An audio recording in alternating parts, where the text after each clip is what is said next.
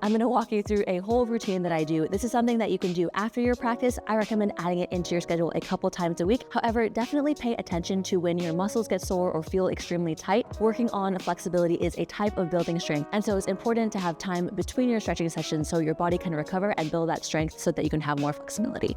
All right, so the first thing that I'm gonna do to get moving is go through downward and upward dog 5 times. As I'm in down dog, I can feel my hamstrings and my calves getting stretched, just getting warmed up. And then I'll come over to upward dog. Again.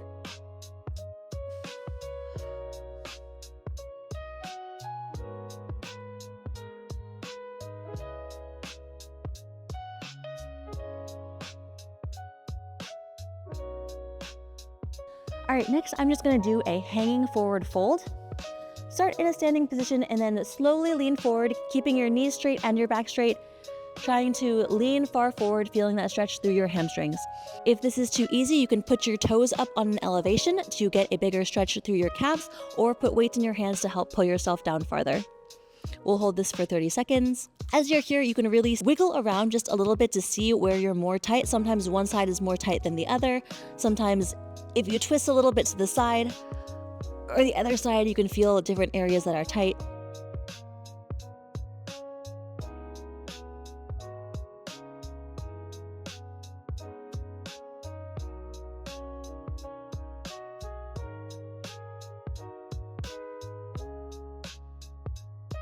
Next, you will pick a side that you want to start on. I prefer my left side, so I'm going to start with that and get into a lunge position. From here, we're just going to push forward and back 5 times. As I push forward, I'm feeling the stretch across that back leg and back, and I feel that stretch under my hamstring. 3, 4, 5. On this 5th one, we're gonna stay in this position here. You're gonna lean as far forward as you can without rounding your back or bending your front leg. Try to pull your head towards your foot or your chest towards your knee. We're gonna hold this for 30 seconds. 1,000, 5, 1,000, 6, 1,000, 7, 1,000, 8, 1,000, 9, 1,000, 10, 11, 12, 13, 14, 15, 16, 17, 18, 19, 20, 21, 22, 23, 24, 25, 26, 27, 28, 29, 30. All right, shake that out. Now you're gonna sit up, you're gonna flex that front foot, and then lean towards your foot again. This is working towards head to toe, where you literally touch your head to your toe. This flexibility is not only in your hamstring, but also in your calf and in your ankle. 1,000, 3, 1,000, 4, 1,000, 5, 12, 7, 8, 1,000, 9, 1,000, 10, 11, 12, 13, 17, 20.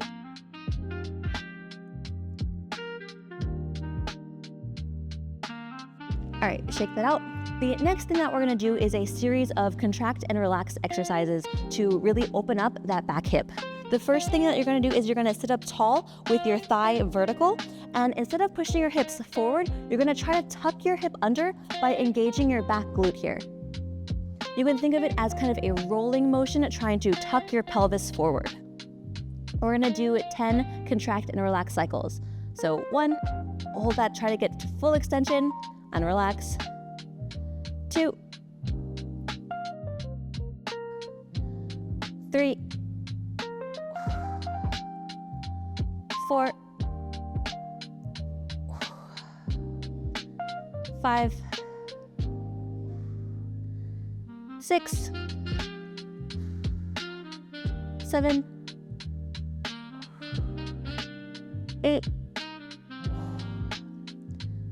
9,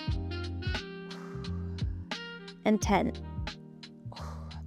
All right, the next thing that we're gonna do is push our hips forward and do contract and relax cycles again, this time pushing our hip down into the ground. Again, trying to engage that back glute to open up that front hip.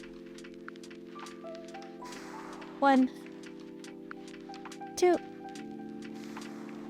3, 4, 5, 6, 7, 8, 9, 10. All right. All right, the next exercise that we're gonna do is very similar. You're gonna come against a wall. You can also use a couch. I've heard this called the couch stretch. You will put your back knee against the wall and then get to a lunge position. Take a second to get comfortable here. If you can, come up on your front knee, but if you can't, that's okay. You can keep leaning forward. And what we're gonna do is we're gonna do 10 more contract and relax cycles, this time at pushing our back foot into the wall. As you push your foot into the wall, you should also feel a stretch across your back thigh. 1, 2, 3, 4, 5, 6, 7, 8, 9, and 10. All right, I have one more back hip opening exercise for you guys. Sorry, I have a lot of these hip flexor opening exercises because my hips are so tight. You're gonna start in a lunge with your knee and your foot down. And then what you're gonna do is you're gonna straighten that back leg to stretch across that back hip. 2, 3, 4, 5, 6, 7, 8, 9, and 10. All right, shake that out for a bit. We're gonna spend some time in a pigeon stretch. This is also a big limiting factor in my flexibility.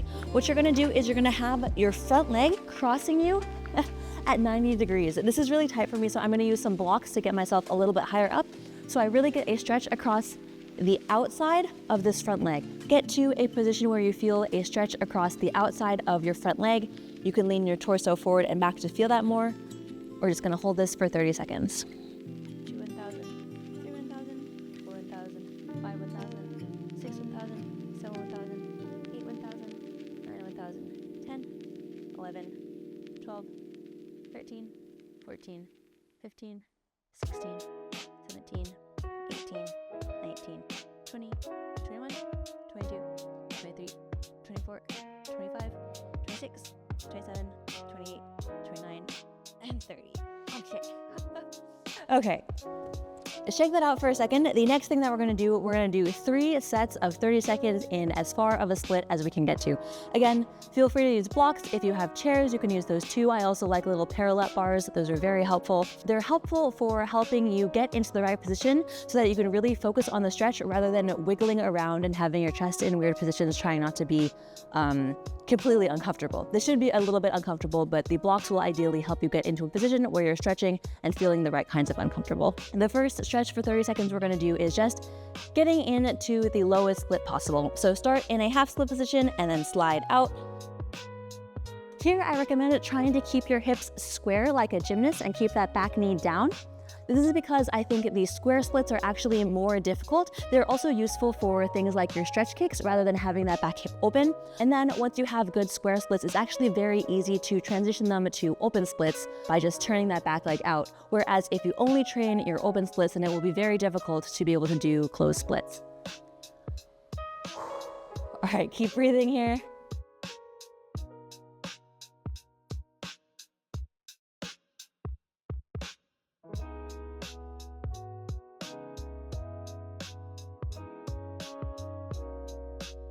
Oof. All right, you can shake that out. I like to do these 99s. I have my legs out to 45 degrees and then bring one knee into the center and then back up and then the other knee into the center. Once that's all shaken out, we're gonna do the next set of splits. For this one, I want you to reach your chest towards your foot. If you're up here, that is totally fine. Just have a flexed foot and lean your chest forwards towards your foot in a split position. If you can get your hands on your foot, great, and pull towards head to toe. We'll do this for 30 seconds.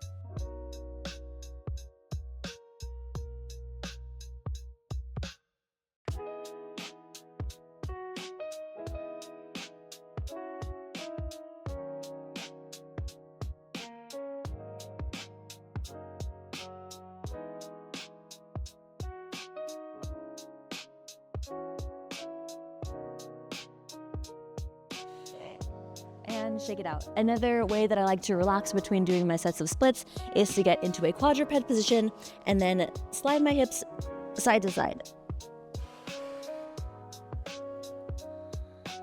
All right, we're gonna do one more set of splits for 30 seconds. This time, I want you as much as possible to keep your hands off of the ground for the entire 30 seconds. And begin. What's that?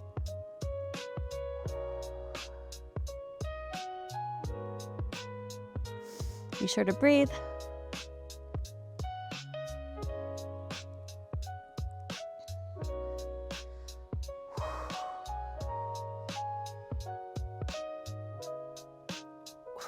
And shake it out. Okay. All right, great work, everybody. You can do that whole routine again on the other side, starting from the lunge position where you push back and forth. Put this routine into your weekly training, and I promise you, you will see improvement in your splits. One last thing that I forgot to say is that there are so many different stretching routines out there, and from my perspective, it doesn't actually matter so much which one you pick, as long as you stay consistent with what you're doing and you push yourself a little bit every time that you do it. I think that is much more important than any which combination of stretches or where you get your routine from. I hope this was helpful. Let me know if you have any questions. Thanks, and jayo!